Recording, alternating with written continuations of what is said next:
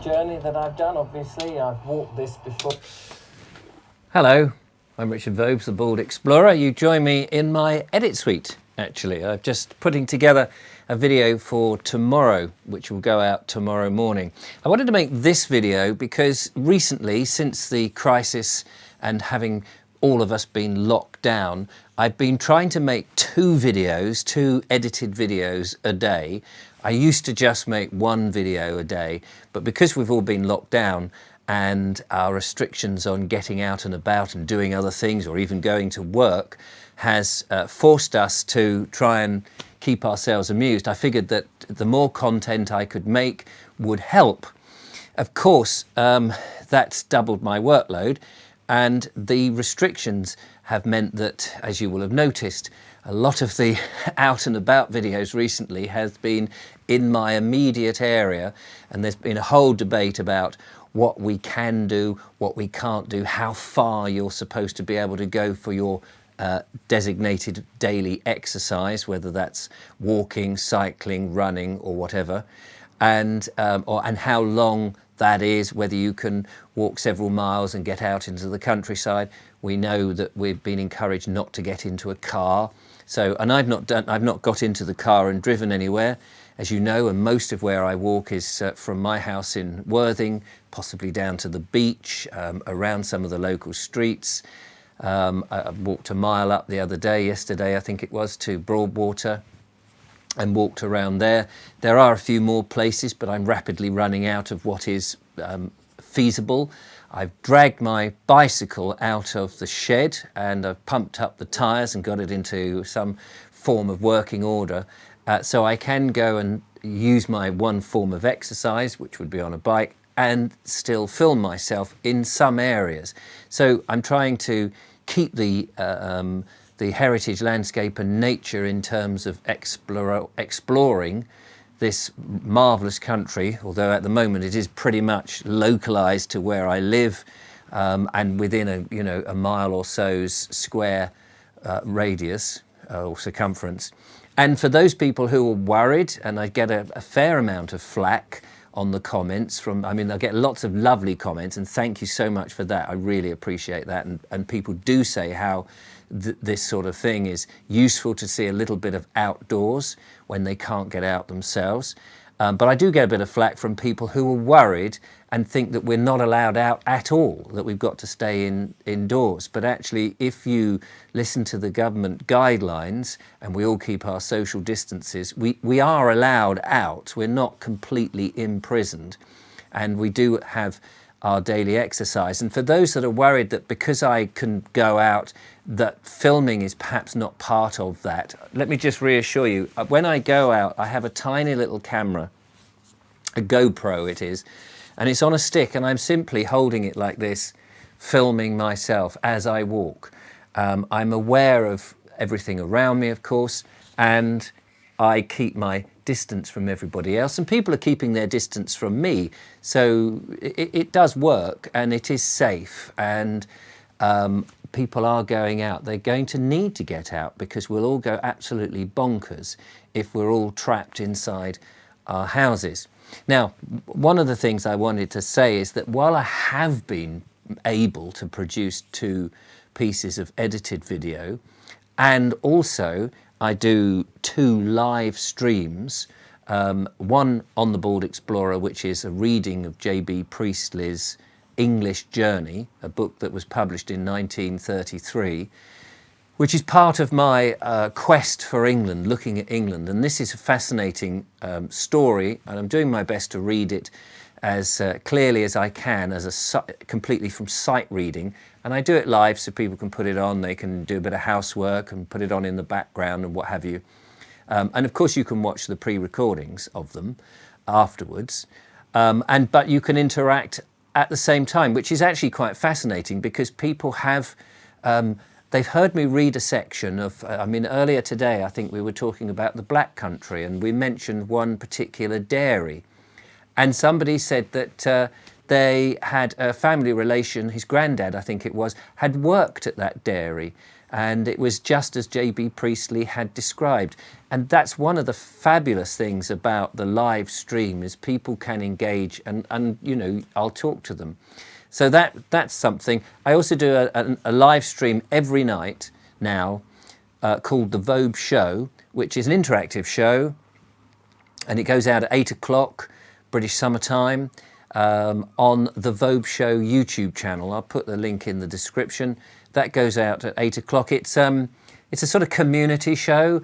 It has no agenda as such. People have been posting or sending me videos, whether it be videos of puffins or swans or a walk or anything to do with heritage, landscape and nature, but it can be anything. It can be a video of what you've done today or a little piece to camera. It's very much, as I say, a community show, and it's a live stream, so people will engage, and basically the viewers set the topic of conversation, and I just sort of act as an anchor and we shuffle it along. It's light-hearted, and more importantly, as much as we can, is we're now trying to keep it a COVID-19 free zone, which is very important. And also on that note of COVID-19 free zones, because there's so much bad news in the press all the time and in the media, we have the Bald Explorer Facebook group. And if you're not a member of that, it is a closed group, but you only have to sort of say, can I join the group? And we basically let you in. And it's a place, it's a safe place where people can post pictures of heritage, landscape or nature, and share comments, share videos, look at other people's work.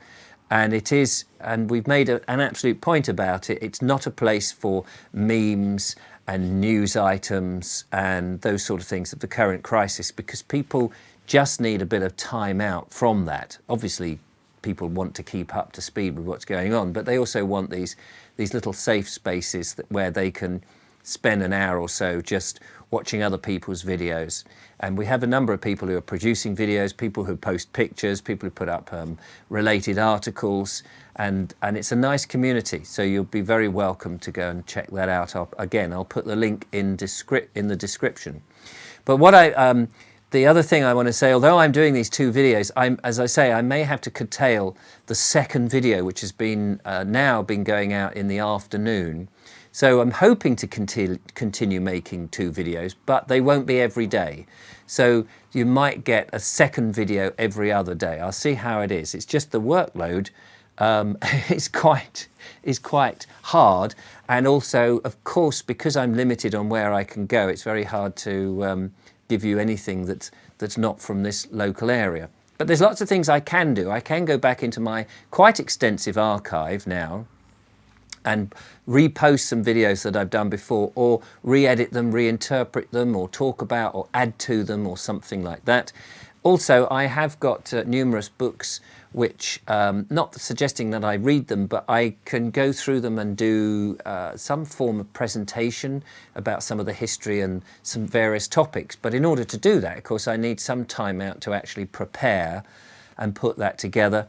And another thing I was thinking of doing to give people a bit of entertainment was some a sort of, what would you call it, a biography, I suppose, of myself. For those that don't know, I haven't always just done the YouTube channel. I used to be an entertainer. I used to do extra work and some acting work. I trained in mime. I had a children's television TV series in the 90s. So there's lots of little excerpts of my career that I could, in an entertaining way, give you some stories. And finally, if this really drags on for a long time, I can dig out the mythological copy that I have. I seem to be the only one who has this copy of a book called Tales of Old Sussex by Philip Mercer. There is another Tale of Old Sussex, but that's by a different author. But Tales of Old Sussex by Philip Mercer, these amazing and fantastical tales that seems that nobody else has ever heard of, and that publishers seek to get and have offered me good money for this copy of this out-of-print book. I could get some of those stories and put them into a bit modern language and bring them too. So I'm constantly thinking of entertaining ways to keep you amused if you like my kind of stuff. Tomorrow, I'm out on my bike, as you can see here in the background. The video is almost ready. I'll have it ready in the morning. So my out and about walks are most likely going to be the ones in the morning. I'll film them the day before and present them afterwards. So that's what I'm aiming to do, but I'll try and make as much stuff as possible. So yeah, it's a busy time.